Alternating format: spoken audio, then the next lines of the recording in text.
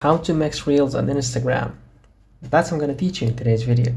So the first, here we can go and open Instagram app, and then we're going to choose the reels over here. And as you can see, we got this video here.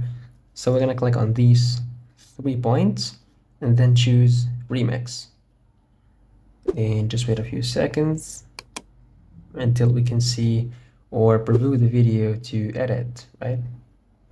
So here we got the video, click on edit video, and here we can add some text, stickers, volume up, down, and effects. So let's add effect here.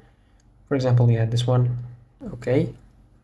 And then also we can add some text to add some, for example, note here, and click on done.